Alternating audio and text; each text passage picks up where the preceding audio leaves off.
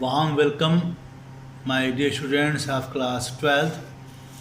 Now I'm going to explain the chapter The Story of Anar by Kate Chopin, chapter number 5. Here, please open your book at page number 54. Put your fingers and try to understand. If there is any problem. Please ask me. Feel free to ask me. Knowing that Mrs. Mallard was afflicted, suffering from, afflicted, knowing that Mrs. Mallard was afflicted, was suffering with the heart trouble, great care was taken to convey, great care was taken to convey to her as gently as possible the news of her husband's death. As she was suffering from heart disease, heart trouble, so the great care was taken to convey to her the message of her husband's death. Gently as possible, the news of her husband's death. It was her sister Josephine who told her. It was her sister, Mrs. Mallard's sister Josephine, who told her in broken, haltingly sentences, broken sentences, haltingly, veiled hints, concealed hints that revealed in half concealing, hiding, that revealed in the secret, the news, concealed hints that revealed in half concealing, half hiding, did not tell her sister directly about her husband's death. Her husband's friend Richards was there too, near her. It was he who had been in the newspaper office. It was he.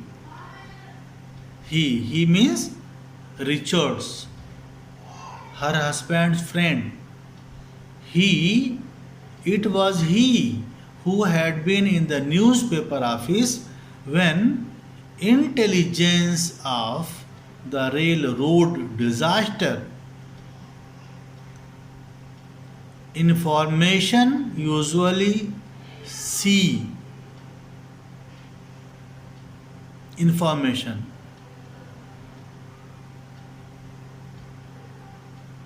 intelligence,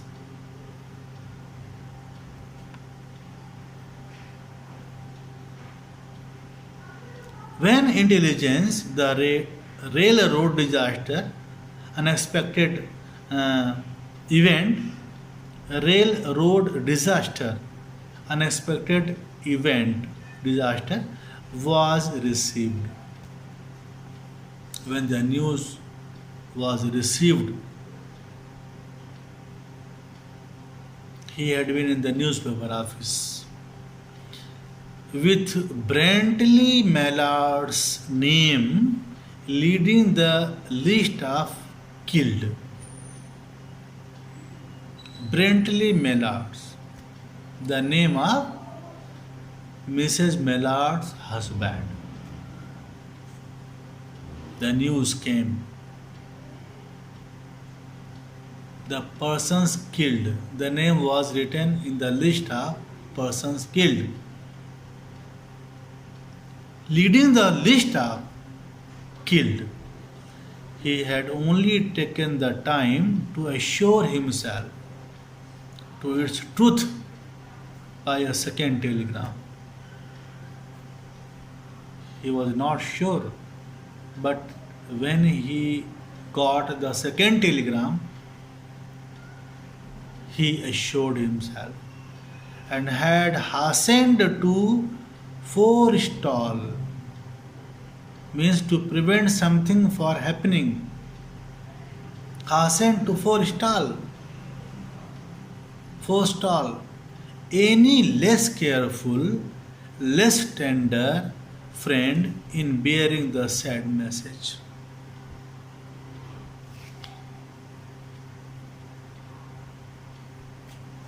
Any less careful, less tender friend in bearing the sad message.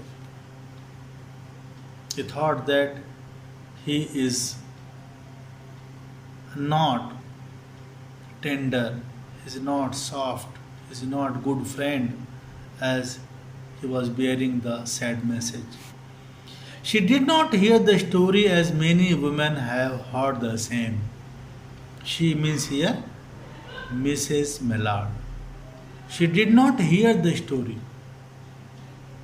as many women have heard the same, with a paralyzed inability, stunned inability to accept its significance.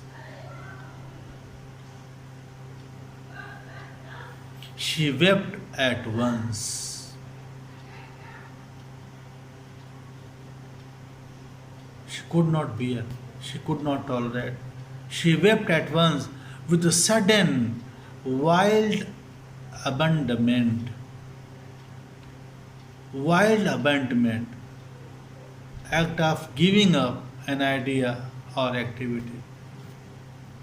Wild abandonment in her sister's arm, in Josephine's arm. When the storm of grief had spent itself, when she became calmed down, she went away to her room alone. She went away to her room alone without any person. She would have no one follow her. She did not want to follow anybody. She did not want that anyone would follow her. They stood facing the open window. Now, this is the situation of her room where she went alone. They stood facing the open window. A comfortable, roomy armchair, comfy. Into this she sank. In that comfortable chair, she sank,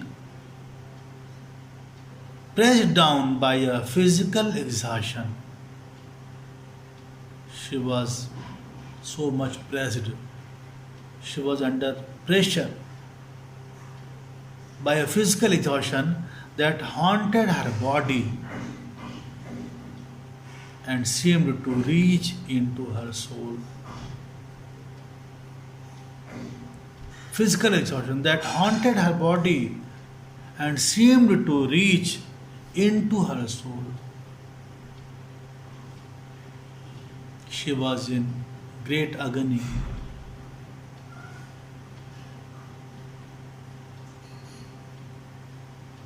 She was feeling exhaustion, agony, great pain. She could see in the open square before her house the tops of trees. Now, through the window, she saw in the open square before her house the tops of trees that were all queer, all excited, that were all queer, excited with the new spring life. New birds were coming The delicious breath of rain was in the air. The delicious breath of rain was in the air. Sweet breeze, sweet smell of air was sweet smell of air was coming. In the street below, a peddler was crying his wares.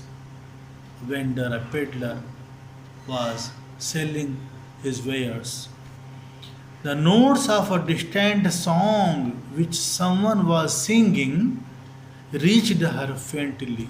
Someone was singing a song far away from her, where she was sitting.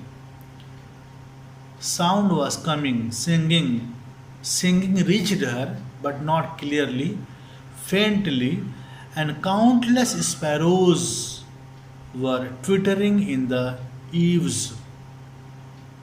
And countless, a number of sparrows were twittering in the eaves, lower edge of a roof, lower edge of a roof.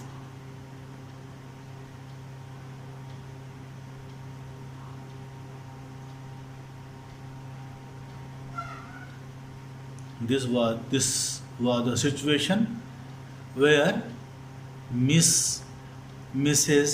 Mallard was sitting.